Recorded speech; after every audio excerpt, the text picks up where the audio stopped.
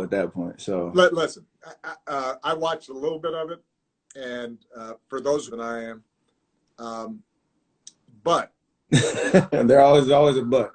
Well, the but is that if you play against a Hall of Fame professional golfer, all Chuck had to do was get it in some grass, and he will get the next shot on the green, right? 100%. And it really didn't matter where it was. So, and Chuck was a better putter than I expected. That is for sure. He definitely, if there's anywhere really around the green, he knew exactly what to do. So, if you hit a 7-iron off a par 5, I think Phil's coming up and gonna do his thing. That's what I knew. We got the first hole. It's all downhill from there. So I just need to get back with you. Yeah, I just need to get back with you and get my confidence back. That's all. We'll make that happen. Absolutely. I appreciate you taking some time to talk to me. I know you're a busy man. I know you have a lot going on and a lot of wisdom to share with a lot of different people. But obviously, I got this little amazing piece of work back here, and I know you have a lot of experiences and part of your journey to share. So I kind of wanted to kind of take a little step by step and some of the themes that are important to you that you want to share with the people through your book and obviously through this IG. So, speaking of like the pressures that we all feel like we face, I know as fathers, whatever career path you've chosen, trying to provide for your family, there's always that balance of pressure, right? Between finding success in your career versus, being there, being present with your family. And I can't imagine if we feel this, as a professional athlete and any other walk of life, that as the president of the United States, that was, it felt exponentially higher. And I just kind of want to start there in terms of, having been through 8 years of your presidency and now, out of office, how would you frame that experience of balancing all the pressures in life, knowing that you wanted to succeed at everything? Well, look, I mean, I think that a lot of the book, it talks about the fact that although the White House is obviously different and the presidency is different, in a lot of ways it's a job, and the White House was where my family was living, and the same kinds of issues that I think we all struggle with, that was part of our journey. I'm pretty blunt in the book about the fact that a lot of times during my political career, Michelle wasn't feeling the amount of time and stress that I had to devote to what I was doing. She believed in the work, but she also felt as if, this was exposing our family to stresses and putting us out there in ways that she didn't always feel comfortable with. I'm pretty honest in the book about,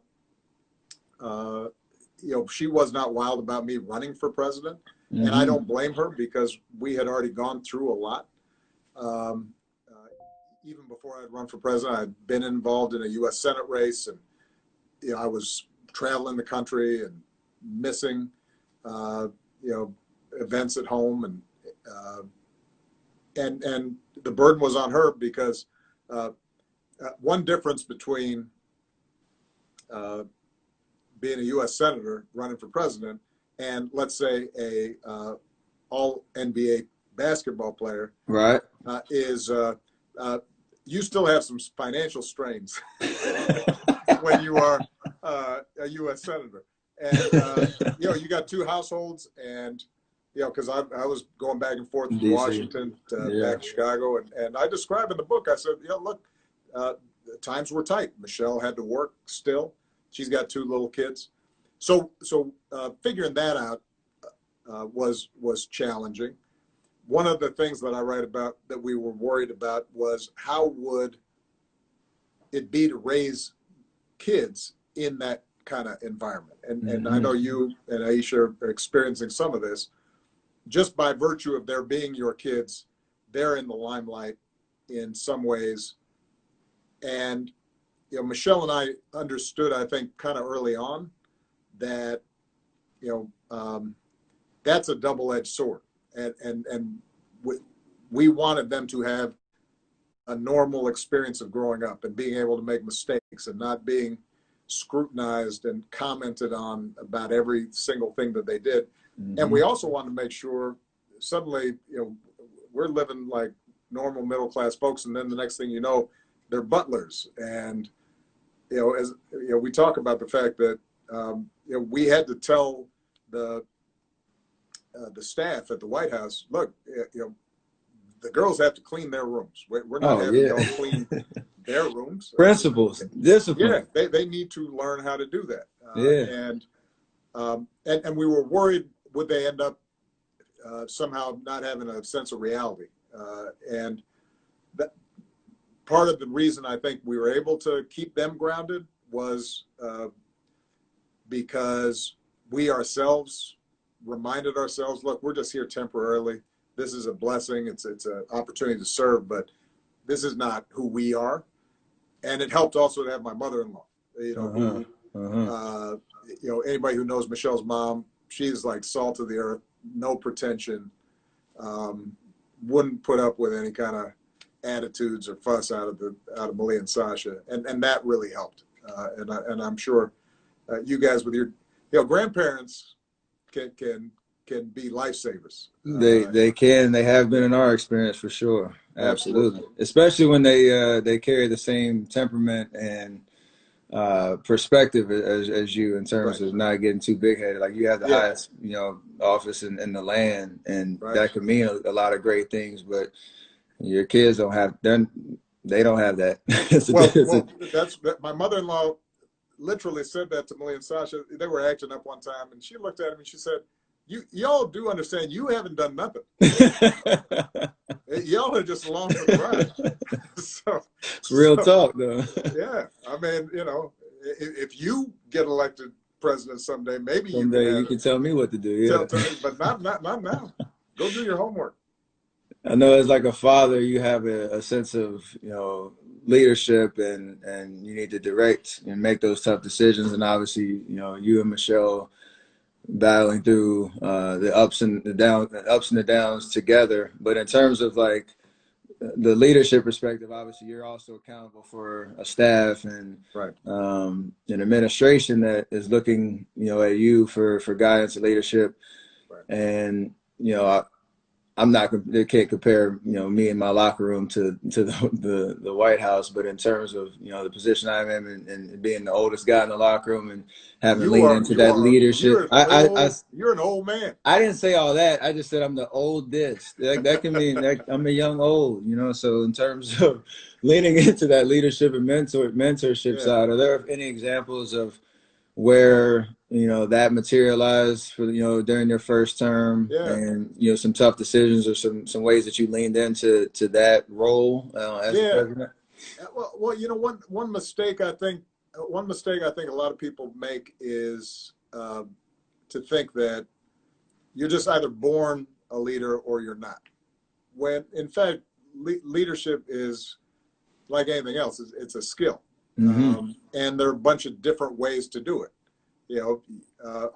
I've known people who were great leaders, but were really soft-spoken and weren't always trying to seek attention. I think that the thing I try to communicate in the book, and I learned this, I wasn't always perfect at it. Number one was realizing that the most important thing a leader does is they set a tone in terms of culture of a team, whether the team is a basketball team or a business or an administration. And so what are the values around which you are organizing yourselves? One of the things I'm most proud about during my administration is we never had a scandal. And the reason was that, I felt it was really important, if you have been elected to serve people, that's why you're there. And Mm-hmm. we were very clear to everybody who was serving, look, if you're here because of something other than service, then this is probably not a good fit for you. If you're interested in leveraging this to make money somewhere down the line, well, there were a lot of other ways of making money than being in public service. If you're interested in the attention, well, you know what? Right now, we got a job to do. So I think being clear about what your values are as an organization, that's part of leadership. The second thing, and this I know you can relate to because there's a direct analogy in basketball or any team sport, is figuring out how do you help the people around you succeed. Oh, absolutely. And so one of the things I learned in the White House and in my campaign, I'll use a campaign story as a better example. I would not have won the presidency if I had not won Iowa. Mm-hmm. Because that was the first big test, the first state where you have an election contest back in 2007, 2008. And, it was 98% white, a lot of rural voters. People didn't think that somebody of my profile could win that state. And the reason we won is not because I was the best candidate. The reason we won was because I trusted this amazing staff who knew Iowa, who were great organizers. They in turn hired a bunch of young people, many of them fresh out of college or had didn't have a huge lot of experience, but we trusted them to go into these little towns, talk about what we were about, talk about healthcare and jobs, but also listen to people, find out what they believed in, what they cared about. And at the end of the day, the reason I won was because we had empowered this whole team of people to go out, and they made relationships and figured out what our message should be and brought people to the polls, or in that case, the caucuses. And I think that's the second thing about leadership that I always try to emphasize. If you can figure out how to empower the other folks on your team, mm-hmm. so they're doing great, that's good for you. And by the way, they'll feel good about your leadership because they're seeing that you're invested in their success. And I think, the mistake a lot of folks make is to think being a leader is how do I dominate and stay on top right. of those folks. Right. And if you have that kind of approach, your organization, whatever it is not going to be as good as it should be. And by the way, you're not going to have the same, tight bonds so that when inevitably something goes wrong, you got other people to pick each other up. 100%. You said surrounding yourself with good people that have similar mindset in terms of what is the ultimate goal, and to your point, the opportunity to have that shared experience of success, and it's not being all about you is right. I got some construction going on around here, so hopefully you can still hear me. That's all right. I can hear you fine. But that's important. I feel like every time you see us on the floor celebrating championships, and even if you don't win, there's still that respect of the people that's from your right and your left that you get to go to war with. That's when they look at the top and they can see that authentic approach that you just mentioned around. Do you have their best interest, even if you don't agree all the time, even if there's some hard times, hard conversations, that you always have that sense of, we call it trust, care, and commitment. I learned that back at Davidson when Coach McKill used to say, like, you can have all type of tough spots and disagreements and growth, but at the end of the day, that authenticity of looking out for each other, knowing that you don't achieve anything successful by yourself, you got to live that out. And so no, that's exactly right. I mean, probably the book ends with the raid to get bin Laden, and I kind of lay out step by step how that happened. And when you look at all the moving parts and the hundreds of people who, under complete secrecy, had to operate at the highest levels and trust each other everybody from the intelligence folks who figured out meticulously the detective work to figure out where he was, to the Navy SEALs who, built a whole compound just like the compound in Abbottabad, Pakistan, and practiced and trained, to the translator who, in case the neighbors came around as the helicopters landed, could tell folks, oh, this is just a military affair, go back into your houses, to the dog, the canine, who was on the helicopters, and to the diplomats who had to manage the fallout. You look, and it's a perfect example of what you described. And that's part of why I end the book, because I want people to see, when government works, when any important thing happens, it is because we're doing it as a group, collectively, with a shared sense of mission. And when that falls apart, I don't care how much talent, how much money, it will not work. Things will break down. And that's, I think, one of the biggest themes of the book, because that applies to America as a whole. Right? 100%. And we're in a moment where we're really divided right now. And it's just really important for us to remind ourselves, when we send a man to the moon, or, we defeat, the Axis powers in World War II and defeat fascism, or, any of the seminal moments of American history. There may have been a leader who helped make that happen, but it's thousands, hundreds of thousands of people, who are involved in that success, and that's, I think, has to be where we get to. That's why I called this book A Promised Land. Mm-hmm. We're not there, just like Exodus and coming out of bondage. We're right now in the midst of that wandering, 40 years in the desert, and it may be it's our kids or our grandkids who get there. But what I know is that in the same way, biblically, when folks start turning on each other and worshiping false idols, it makes us more lost. If we're to make progress as a country, it's going to be because we get past some of these divisions that have in some cases been around for hundreds of years. I got to bring it back to the beautiful First Lady, Michelle Obama.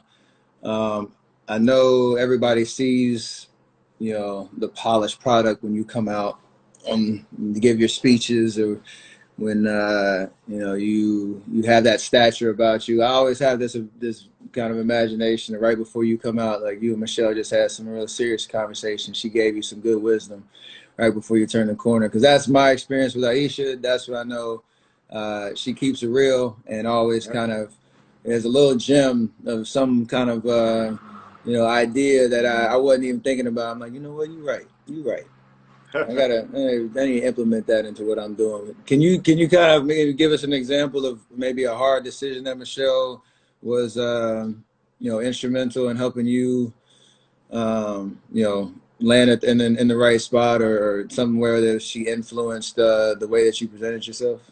I think, we've been married almost 30 years now. And so she's so woven up in me, and like, I don't even know, well, did I used to be like that? Or, right. Has she just been training me all this time? So now I'm this way. It's interesting, though, a lot of times with Michelle, in really stressful moments, the thing that she's really good at is actually making me laugh. Like I write about how right before the Democratic National Convention speech in 2004, which, I'm doing the math real quickly, but I guess you were, in 8th grade or something, 9th grade, whatever that was, right? So you don't remember this. But this was my first big national speech. It was really kind of the coming out party nationally. So it was a big deal. And it was sort of a surprise that I had been selected. I wasn't even in the Senate yet. I was still in the state legislature. It was very rare for somebody like me to get this, millions of viewers.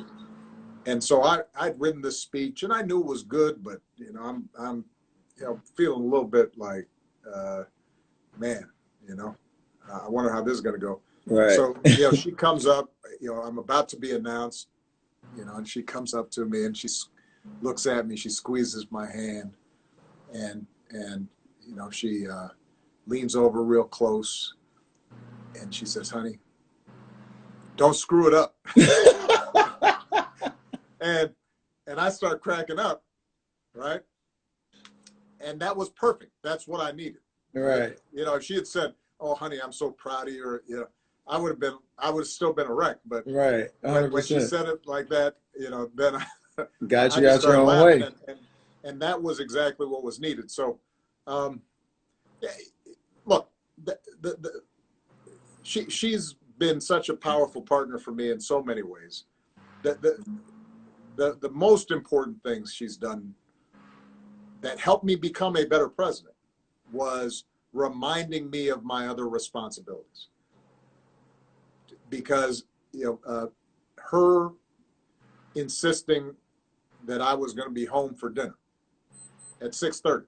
Her attitude was, look, we're starting dinner because I'm not going to have these girls waiting for you and wondering is Daddy. Dinner's served at 6:30. I would advise you to be home at 6:30. And so I just set up my schedule so that no matter how busy I was, unless there was a genuine emergency, I was home at 6:30, had dinner, read to the girls, helped them with their homework. And then if I had to go back to the office to do the work, obviously I had the advantage. I was living above the store, so I didn't have to commute. But, her anchoring me in that way, that actually made me a better president because it reminded me, all right, this is what families around the country are looking for. Right. How can they spend time with their families? How can their kids live a good life? And so it was a continuous sense of focusing on what's important. And that made me, I think, a more compassionate, more effective president. And the other thing that I think she did, she teases me because I'm more she calls me the fact guy, that like I always got facts in my head. And I'm trying to solve everything. Yeah, and I'm constantly, reading stuff and analyzing, and I got data, and she understands the world more emotionally. And I think that there were times during my presidency where I had gotten the policy right. I had figured out, all right, this is how we're going to get healthcare done, or this is what we need to do to deal with climate change, but I was communicating to the public in such a kind of dry way that people they just couldn't connect. And it was interesting. During the campaign, I was telling stories and connecting with people, but once I'm in the White House, all right, now I got to be serious all the time, and I've got to have these formal press conferences, and I've got to give all these statistics, and she was always good about saying, hey man, why don't you tell a story that people can relate to? Why don't you, instead of having a formal press conference, why don't you do something fun that people might actually want to watch? Right? Did she tell you to come on this IG? Is that absolutely. But that kind of when I talk to younger people now, a lot of my staff, they're coming to the age where they're starting to get married, have kids, et cetera, or they're thinking about it. They've been with somebody for a while. They're wondering, should they take the plunge? And what I always, what I say to them is, look, uh, nothing's better than having a partner who is complementary to you, right? Right. That sees things you don't, that has you covered on some blind spots, that can teach you something. Now that means that, you know, there's probably going to be a little more friction, because if they're strong-minded and they've got opinions, they're not always going to mesh. And I describe in the book the fact that, you know, Michelle and I are temperamentally different. She's got a strong personality, so do I. You know, there are times where we're butting heads, but I am better because I've got someone who has strengths that I don't have, that sees things I don't see. And I would like to think that she feels the same way. And that, I think, has been one of the foundation stones of our relationship. Couldn't say that any better. That complimentary piece that kind of gets you out your comfort zone. Yeah. And if you have that mutual respect and you're on the same level where what you know you value each other's opinion and you try to integrate that into how you're seeing things and how you react. And to your point, over the course of time, you might get confused. You don't know if it's your thoughts, her thoughts, y'all both thoughts. Like it does catch you off guard, and it's the best thing in the world. So just the way that you demonstrated that, you know, again through all the stresses of the highest office in the land, like that to me is one of the most amazing accomplishments, and the way that you've kind of inspired, you know, relationships of all kinds all across, you know, our country and the world. It means a lot. So just encouraging you guys on your journey. Well, no, I We appreciate appreciate that. that. But look, you know, the other thing it teaches you, which becomes even more important when you've got a daughter, as a man, you've got to have confidence in seeing the strength of your wife and partner, rather than wanting them to make themselves small to pump you up. And, you know, one of the great blessings of being married to Michelle is the example she set. Now I don't have to worry that Malia and Sasha are ever going to kind of dim their light, because somehow that's supposed to be the role that they play. Because, you know, that's just not, you know, that's not what I want them, their lives to be. I want that light to shine, and I want them to find people in their lives that love that light and love to see that shine. Absolutely. I'm gonna bring it kind of towards, you know, some current events in terms of, you know, like we just went through an election. You know, hopefully we'll have a peaceful change of power, and I think with all that's happened over the last year, and that's kind of been exposed in the conversations that have been happening that need to continue. You know, how would you advise us as citizens, no matter where, you know, what walk of life you're in, to kind of continue this pursuit of social and racial justice in America? And I say that in terms of, you know, we don't have, you know, loud protests, you know, every week. We don't have the news coverage as much as we might like to, but I think we all have a voice and a platform, and whether that's, you know, through social media, whether that's through our families, our workplaces, what have you. How would you advise us, you know, going into 2021 to continue these important conversations that we need to have, you know, to not, you know, lose the momentum that I think we've gained over this last year, no matter how hard, you know, some of these things have happened?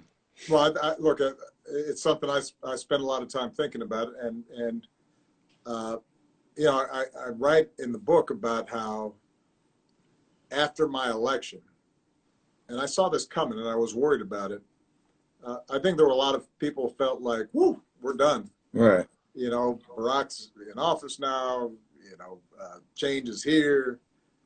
And look, we had a big financial crisis, and we had 2 wars, and you had a big chunk of the Republican Party that were going to refuse to work with me. And, you know, so no one event like an election settles things. Democracy is this constant process, and you're never done. And so I was really, I felt so optimistic this summer after the tragedy, as heartbroken as I was, to see the response to George Floyd. I was, we talked about how proud I was of how young people engaged, got involved, people from all walks of life.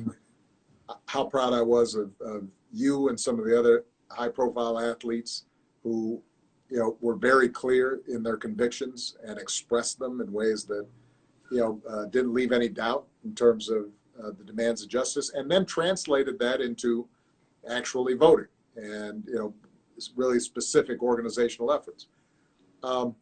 But you're absolutely right to now say, okay, what's the next step? Well, number one, I hope people know just right away, anybody who's listening in Georgia, there's another election coming up, a special, the runoff election after the Senate election. You've got 2 seats at stake in Georgia. And man, that's important because that'll determine who is in charge of the Senate.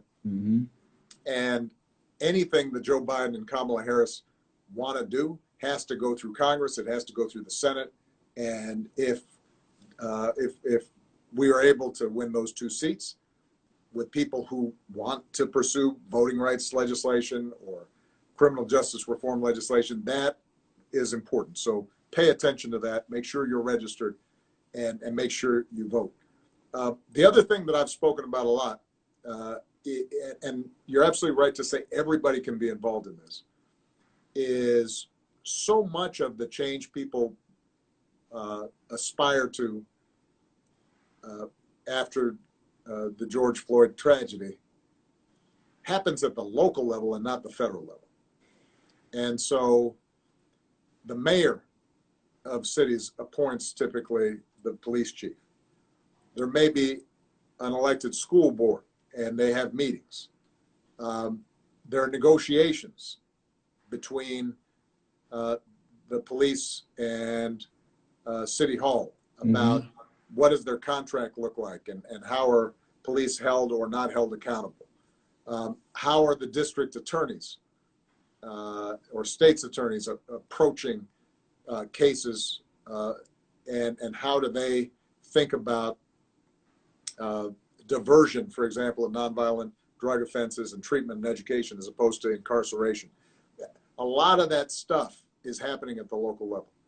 And that's where just a pretty small number of individuals, or, a group of churches or, a coalition of young people can have an impact.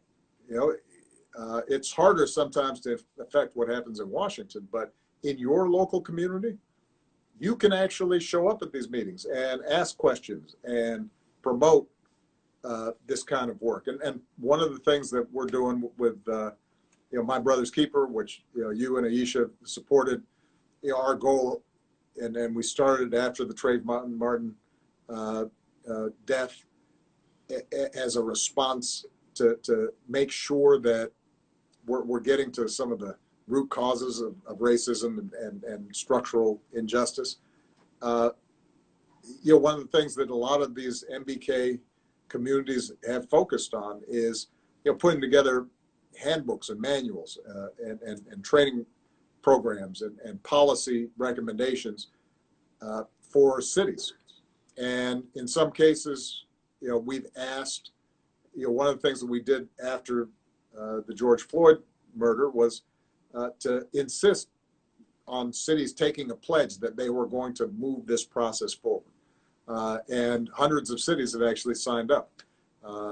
And so that's one way, if people are looking for ways to plug in, they can go to, Obama.org, sign up to see if there's a My Brother's Keeper community in their area. If not, you can start one, but that's a place where you can immediately start getting information about concrete actions we can take to reform and improve the system.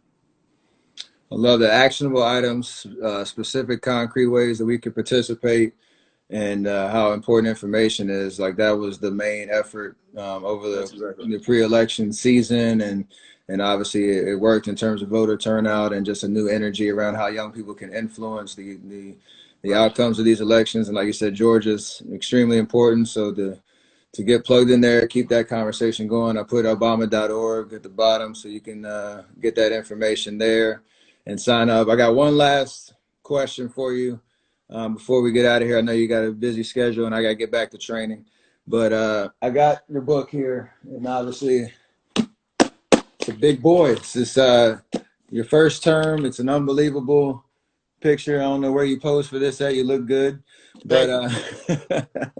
They didn't what do any touch up on the gray though, yeah, well, yeah, it's no, all right. It's it's distinguished. It the is. fade is nice. I saw Spice Adams in here talking about the fade is nice. So I'm trying to, that's goals right there. So There you go. just what would be one takeaway that you want people to know from the book, and why you wanted to put the time in to bring this to the people, after your presidency. The main takeaway, especially for young people who read it, and whether you're reading it or there's an audio book, some folks The audiobook's you, right? yeah. So Yeah. folks who want to soak it in that way. My main takeaway connects to what you said just before, which is I want people to read this and say, okay, you know what? Actually, I have a better sense now of how our government works. I have a better sense of how the world operates, how power operates, how decisions get made that influence the world around me. And my voice, my ability to impact that is more significant than I thought.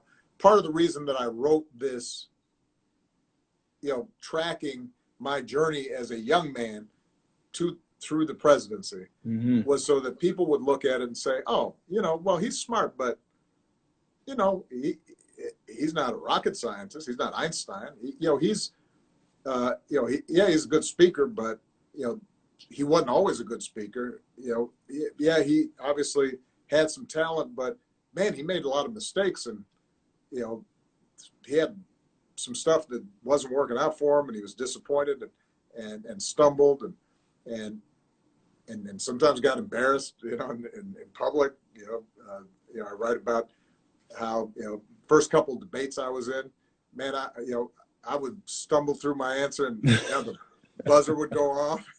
Like I was halfway through my answer, I was terrible. And so the reason I want folks to see that is so that, if you're coming up and you want to do something, whether it's around criminal justice reform, or it's around climate change, or it's around, inequality, or kids getting a better education, whatever it is, I want folks to read this and say, I can do that. Now, you may not end up being president. You may not want to. Right. You may not run for public office. But what I want people to be able to see is this idea of government of, by, and for the people. It actually can happen if you get involved. Right. The reason that, so much of our public life is governed by, or at least seems to be governed by, greed and power and, cynicism and, folks want to take advantage of other people, is so often because the rest of us just sit back. Because we kind of think like, well, I can't make a difference. I can't do anything about that. And the more cynical we get, the less involved we get. And then the more disappointed we are in the outcomes. And it gets to be a vicious circle. And what I want to communicate is, look, put yourself out there, get in the arena, right? Take your shot. And yeah, it's not going to be perfect, and you won't get everything out of it that you want, but you will have more power than you understand if you just let it let it show, and take some risks. And So, you know a little bit about something about take the shot. Yeah, right? You Well, know? I was gonna end with that because I know our season's starting up, and we all saw the video. We all saw, the ratchet that you got. We saw the effortless. I'm lefty right now. The effortless motion. I just want to know, can I borrow? That's what I do. That's That's what I do. Can I you, borrow that? did you notice, by the way, that I wasn't sure with the mask on that everybody And you had had properly heard me. I had to pull it down and repeat it.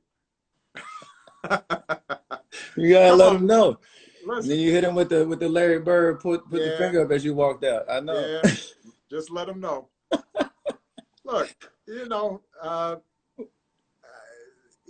the best thing about that chat, I got the feed Uh-huh. from Joe Biden's granddaughter, Maisie Biden, You can't make this stuff up, man. who she was campaigning with her granddad, and she was one of Sasha's best friends. And I had coached her in rec league when she was 8, and she was like the LeBron James of the league. I mean, she was really good. And so she was just out there. We were in the gym and we were just shooting. So just as I was walking out, I said, "Amazing!" She gave me On time, on target pass. well, and it just goes to show, it all comes full circle. Absolutely. We're not gonna have any fans in the gym, so you're probably gonna hear me yell it on the court and tailgate. I'm looking forward to. I'm expecting it now. All right. All right, brother. Listen, I can't wait for the season. Give Clay my love. Absolutely. And respect. I appreciate that. I can only imagine what he's going through, but good luck, and give all my love from Michelle and the girls to Aisha and the kids, and your mom and dad. Absolutely. I appreciate you. I appreciate your time. Looking forward to everybody digging into a promised land. We're always grateful for you, so we appreciate you. All right. Appreciate you. Yes, Bye-bye. sir. I don't know how it gets any better than that, but President Barack Obama, #44. Check the book out, Promised Land. The audiobook, somebody said on here, it's like Barack's telling me a nighttime story as I go to bed every night. That's not a bad vibe, but appreciate y'all tuning in. It's obviously a great read from an amazing mind who has amazing experiences. Check out Obama.org for all the information on how you can get active, stay active, keep the conversations going. I'm back to training camp. Let's go. Season's coming up soon. Appreciate all y'all tuning in. Let's get it done. Keep changing the game for good. You heard? All right.